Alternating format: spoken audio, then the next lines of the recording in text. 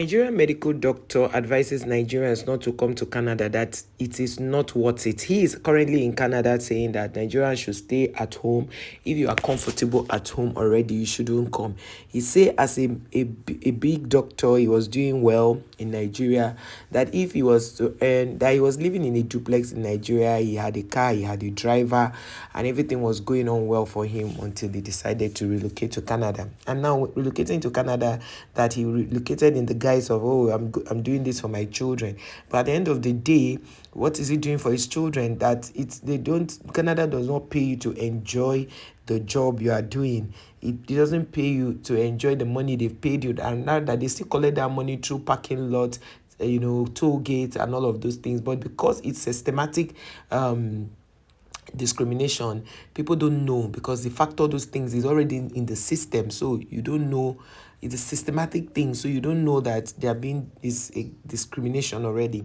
That in Nigeria he was living comfortable, that if he was earning 1 million naira, for example, that it's not possible that he will spend all his 1 million naira in the month, that he can save comfortably 500,000 monthly. But that coming to Canada, that things were going to be good, is a mirage. Yes, he earns very well in Canada, but he feels that Nigerians should leave, that if you are comfortable, like, it brought me back to somebody that is very close to me, that I know so well.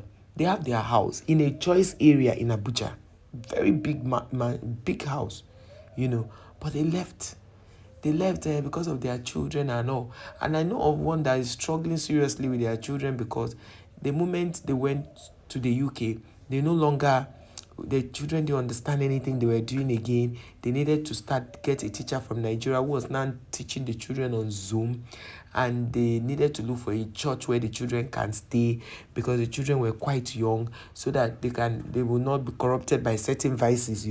Because the thing is, when you are ready to travel to Canada, to all these first world countries, you need to also understand that there are other vices your children may pick up. So you need to be a present parent. You need to always be present in your children's life to know the character they are picking up and the ones they are not picking up. So this man said this whole thing, and people on the comment section had something to say. Let us read that. Somebody said, "You must build your own country. Power only respects power." This one said, "This FBA B1 is telling the migrants in the diaspora to the same. Don't come to America." This other one is saying, "White supremacy, anti-blackness, racism, capitalism is global and intense in majority white population countries, nations, wicked work."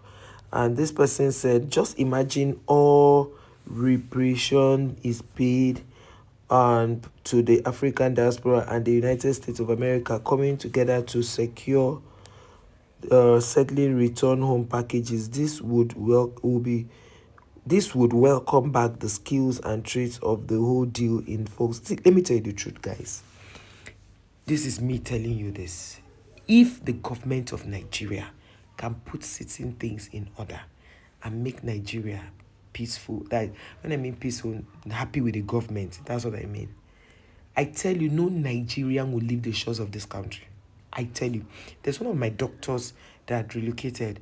This is somebody that his parents lived for 30-something years in the UK, and they were doing fine. All his siblings were outside. He never went. He only goes for holidays and comes back. He has relocated with his family. As we are speaking now, he's in the UK with his family. It bothers me because these were people, a lot of people that were supporting. In fact, we had some argument. They say, "Oh, support Tinubu. This Tinubu will be the Messiah." As a guy was telling us support Tinubu, that December that would have given birth to the January, February that will make the election to take place, he had left with his family. So tell me, the same people that said, "Oh, Tinubu was the Messiah." And this goes to show that I tell people, stop supporting people because of where they come from. But what kind of policies do they have? Is it going to move the economy of our nation forward? Because when anybody suffers, whatever happens, if the government don't do well, everybody will suffer. It's not just a select few that will suffer. And then this other person say, "I agree with the brother. I'm in Canada too." Wow. You see, the system in Canada makes it so difficult for you to enjoy your wealth. So you make money and put it back. They collect it back somehow. So you are not, you think you are earning so much, but that's not it. Like in Nigeria, when he earns 1 million naira, at least he can save 500 monthly. But that's the truth. Some people in Nigeria can comfortably save up to 700, because that 300, they are going to use it to do a lot of things. They are going to fuel their car. I'm talking about 300 when fuel was not this expensive, but with now fuel being expensive, they can comfortably save 500. And they know other little businesses they are doing. Maybe the man is a doctor, the wife is doing other things. And this person said, if the narrator was born in Canada, how is she African in Canada? They will not accept her as such in a country, in an African country. Trust. This was say I'm an African, and that's a lie. Good. This was, how do you expect a people that hate you to make it easy for you in their system? There are hidden laws in this system. Who knows? No. You understand? There are some hidden laws. When they tell you, Elisha, this one say respect to your father. This one say, I have never heard of systematic discrimination, but it applies in America as well. It is very difficult for black men to get good careers in America. White, Asian, Indian people in my field of STEM do not like to see black men make $100K. So when you go interview, like I did with Campbell Soap, they won't hire you. They find ways to get around it. But the truth of the matter is that I'm black wanting a high-paying job. It bothers those people because they don't think you are intelligent enough to do it. You see, this one say, until we are, history proves them wrong all the way. You see, the funny thing with the whites is that they don't know. They feel the blacks don't know what they are doing, but they're actually the ones that do the job. And they know so much. This one say, yes, it's so true. I have lived with certificates and I cannot get a job. When they see my last name, they know I am an African. And I have lived here for 27 years. And nothing working in my life. Now I close to moving back home. Life is so difficult here in Canada. And I still see people telling their spouse, because some people have left already, they are still calling their spouse to come over. Well, maybe because it's this newness thing of, oh, I'm just getting here. This one said, East or West, home is the best too, honestly.